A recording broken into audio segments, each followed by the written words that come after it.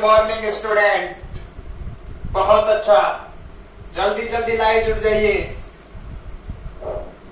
देखिए, एसएसजेड coaching classes Nareda ने अब कोरोना को मद्देनजर रखते हुए अपनी जितनी भी ऑफलाइन क्लासेस थी उन सबको ऑनलाइन मोड के अंदर ट्रांसफर कर दिया है।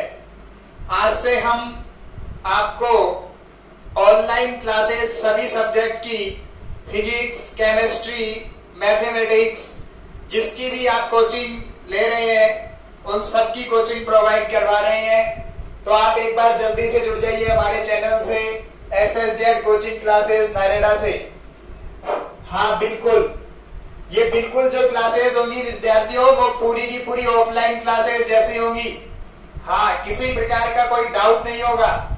और यदि आप डाउट रखते हैं तो उसके लिए हमारा कमेंट बॉक्स आपके पास में आ रहा होगा, उसमें आप कमेंट करके अपने डाउट भी पूछ सकते हैं। बिल्कुल, हाँ बिल्कुल डाउट पूछ सकते हैं।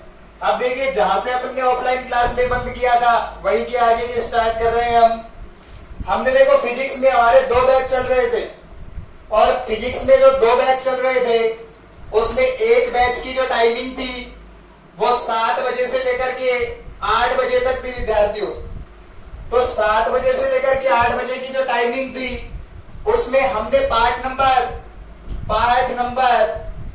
3 स्टार्ट कर रखा था। हाँ बिल्कुल कर रखा था, बिल्कुल पार्ट नंबर 3 स्टार्ट कर रखा था। और हमारा जो सेकंड बैच था फिजिक्स का उसकी टाइमिंग 10 बजे से 11 बजे तक थी, बिल्कुल थी। उसमें हमने पार्ट नंबर 14 परमाणु स्टार्ट कर रखा था। हाँ, और इस परमाणु को हमने कंप्लीट कर लिया था और अब हम पार्ट नंबर 3 पर थे फर्स्ट बैच के अंदर। और पार्ट नंबर 3 में हमने चला रखा था विद्युत विभव।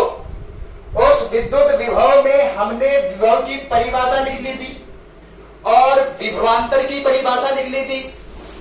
विभव और विभवांतर के संकल्पना को हम समझ चुके थे और आज हम उससे आगे के बढ़ते हैं दोस्तों, बिंदु आवेश के कारण विद्युत विभव पर। बिल्कुल जी, हेडिंग लगाइए आप, बिंदु आवेश के कारण विद्युत विभव, बिल्कुल लगाइए हेडिंग। अब देखिए दोस्तों, बिंदु आवेश के कारण विद्युत विभव हमें पढ़ना है। तो उसके लिए देखो, ये बिल्कुल वैसी संकल्पना है दोस्तों जैसी हमने पार्ट नंबर 1 में बिंदु आवेश के कारण विद्युत क्षेत्र निकाला था। बिल्कुल। अब देखिए, विद्युत क्षेत्र निकालने के लिए हम मान रहे थे कि किसी बिंदु ए पर हमारे पास में कोई एक Q परिमाण का आवेश था। बिल्कुल था। आज भी हमारे पास में कोई एक बिंदु आवेश है जिसका परिमाण कितना है, Q है, बिल्कुल Q है।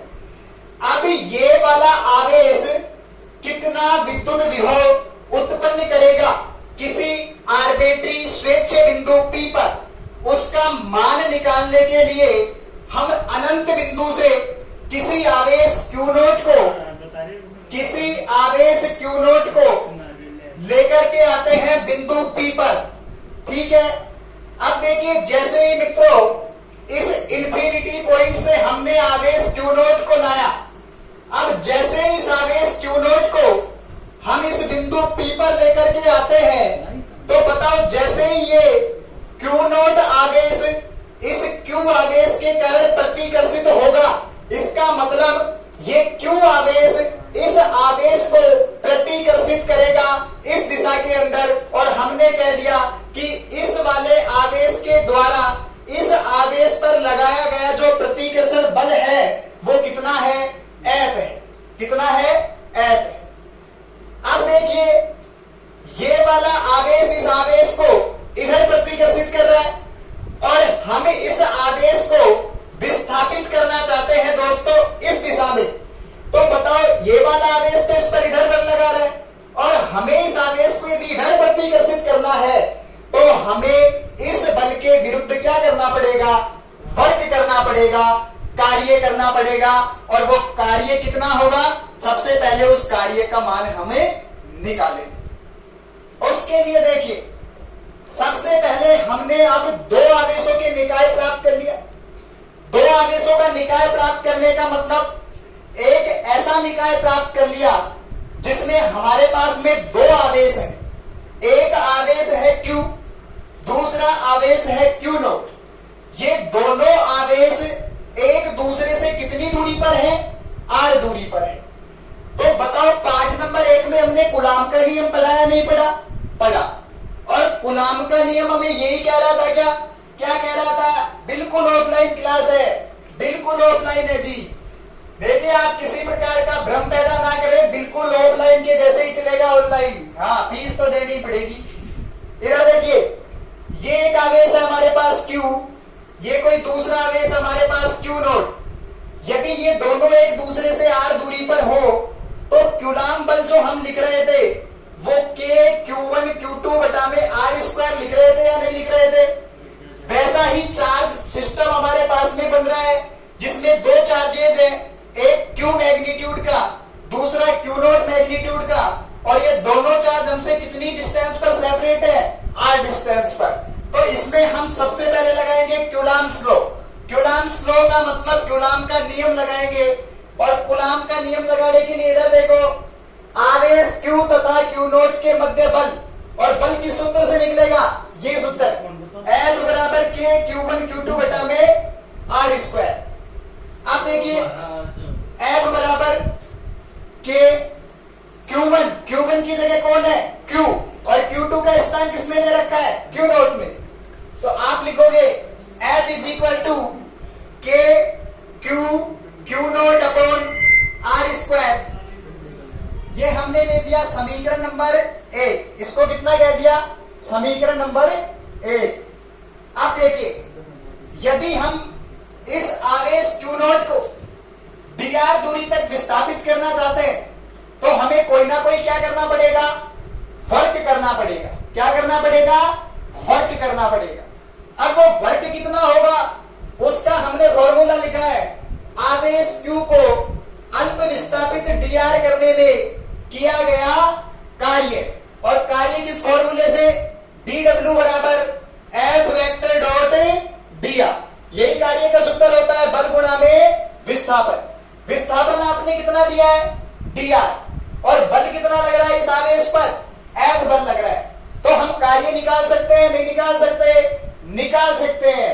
बिल्कुल, आप फीलिंग लीजिए, ऑनलाइन क्लास ही चल रही है ऐसे मानिए। हाँ बिल्कुल जी। इधर देखिए, dw बराबर F dr cos थीटा। देखो, जब भी दो सदिशों का अदिश गुणा हो रहा है और अदिश गुणा हटता है तो कौन सा थीटा प्रयोग करते हैं? cos थीटा प्रयोग करते हैं। dw बराबर F dr cos थीटा की जगह हम कितना लिखेंगे? अब देखिए, थीटा किस किस के बीच का कोण है? थीटा जो है वो इस बल F और विस्थापन dr के बीच का कोण है।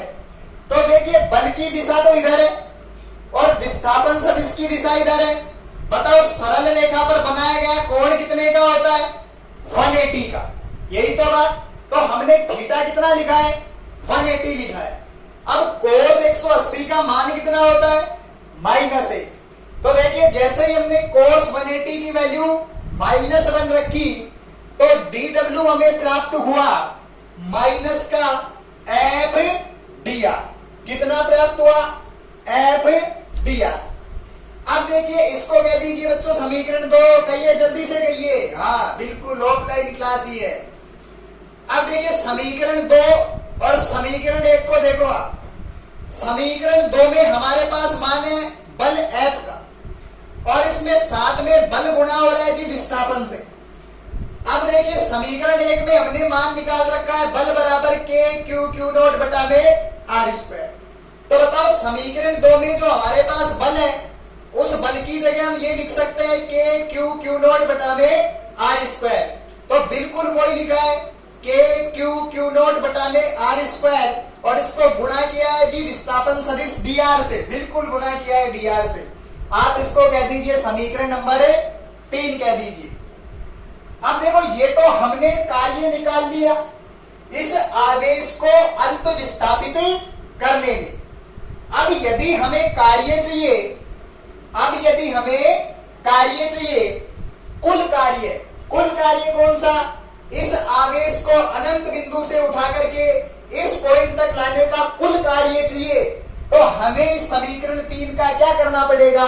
समाकलन करना पड़ेगा। क्या करना पड़ेगा? समाकलन। तो समाकलन करने के लिए करिए समाकलन समीकरण 3 का। इधर लिख दिया समाकलन dw, इधर लिख देंगे समाकलन k q q नोट बटा में r स्क्वायर इंटू में dr। अब देखिए समाकलन dw का मतलब क्या है? समाकलन dw का मतलब है कि हम इस आवेश को विस्थापन दे रहे हैं तो कार्य कर रहे हैं dw, फिर इस कार्य को विस्थापन दे रहे हैं फिर कार्य कर रहे हैं dw। तो ऐसे छोटे छोटे कार्य जो हम कर रहे हैं उनको मिलाकर के कुल कार्य करेंगे और कुल कार्य को हम लिखेंगे किससे? w से। अब w बराबर हमने लिख दिया। इसमें देखिए k जो है उसका नियत मान है, k बराबर होता है कितना? 9 गुणा 10 की घात 9। तो k का मान नियत है, q का मान नियत है, q नोट का मान नियत है, और जितने भी नियत मान है उनको हम समाकलन से बाहर निकाल सकते हैं। तो वही काम किया है। जितने भी नियत मान हमारे पास समीकरण में थे उनको हमने इस समीकरण से क्या निकाला है? बाहर निकाला है। k को भी बाहर कर दीजिए, q को बाहर कर दीजिए, q नोट को बाहर कर दीजिए। अब केवल हमें समाकलन करना है किसका? 1 बटा r स्क्वायर का, और किसके सापेक्ष? r के सापेक्ष। तो हमने लगा दिया इंटीग्रेशन इंफिनिटी से r 1 upon r square into में dr। अब देखिए समाकलन का हमारे पास सूत्र है क्या? इंटीग्रेशन x की पावर n इंटू dx। इसको सॉल्व करने के लिए हम लिख सकते हैं x की power n upon n plus 1, x की पावर n प्लस 1 अपॉन में n प्लस 1। अब देखिए integration x dx is equal to हम क्या लिख सकते हैं? इंटीग्रेशन x dx की जगह इस फॉर्मूले में रखिए x की पावर n का मतलब 1 प्लस 1 अपॉन में n की value 1 plus 1 x square by 2। ऐसे ही हमें इंटीग्रेशन करना है किसका? ऐसे ही इंटीग्रेशन करेंगे, फिलिंग लीजिए, हाँ बिल्कुल लीजिए। ऐसे ही इंटीग्रेशन करना है किसका?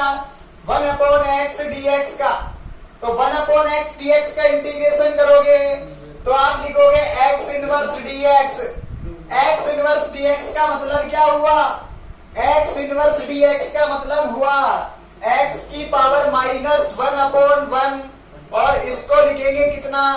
माइनस 1 अपॉन 1, यही लिखेंगे।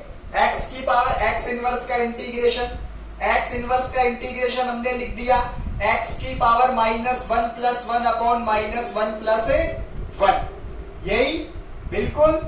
चलिए ऐसे ही हमें इंटीग्रेशन करना है किसका? ऐसे ही इंटीग्रेशन करना है हमें किसका? 1 अपॉन एक्स स्क्वायर का। किसका? 1 upon x square into dx का। आप इसको लिखेंगे x की पावर माइनस 2 इंटू dx।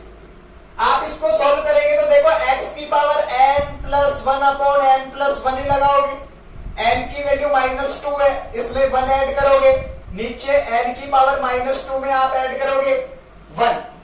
तो हमने लिखा x की पावर माइनस 1 प्लस 1 अपॉन में माइनस 1। इसको ऐसे भी लिखा जा सकता है minus 1 upon x, minus 1 upon x। तो माइनस 1 अपॉन x इसका इंटीग्रेशन हुआ 1 अपॉन एक्स स्क्वायर। यहां पर भी देखो 1 अपॉन आर स्क्वायर, x की जगह r वेरिएबल है, तो r वेरिएबल है तो r का जो समाकलन होगा वो भी माइनस का 1 बटा r होगा। तो 1 बटा आर स्क्वायर का समाकलन हमने लिख दिया माइनस का 1 बटा r। अब देखो हमें इसमें लिमिट रखनी है। क्या रखनी है? लिमिट। तो लिमिट रखने के लिए हम देखते हैं कि आप इंफिनिटी से r तक पहुंच रहे हैं, तो पहले तो आप इसकी अपर लिमिट रखिए। अपर लिमिट रखने का मतलब माइनस को तो आप बाहर निकाल दीजिए, 1 बटा में r माइनस 1 बटा में इंफिनिटी, और 1 बटा इंफिनिटी जो होता है वो कितना होता है? 0। तो 1 बटा इंफिनिटी जैसे ही 0 बना तो ये वाला वेक्टर खत्म हो गया। हमारे पास बचा के क्यू क्यू नॉट बटा में आर। अब विभव की परिभाषा लगाएंगे। विभव बराबर हमने लिखा था एकांक आवेश को लाने में किया गया कार्य V बराबर W बटा में क्यू नॉट। इस समीकरण में देखो हमने W का मान पहले निकाल लिया है, अब W की जगह हम ये वाला मान लिख सकते हैं। तो V बराबर लिखो के क्यू क्यू नॉट बटा में क्यू नॉट इंटू में आर। क्यू नॉट ऊपर है, क्यू नॉट नीचे है, क्यू नॉट से क्यू नॉट काट सकता हूं, कैंसिल कर दीजिए बिल्कुल। साथ में हमारे पास बच रहा है के क्यू बटा में आर, और यही क्या है, बिंदु आवेश के कारण विद्युत विभव है कि बिंदु आवेश के कारण जो विद्युत विभव निकलता है वो V बराबर के क्यू बटा में आर होता है।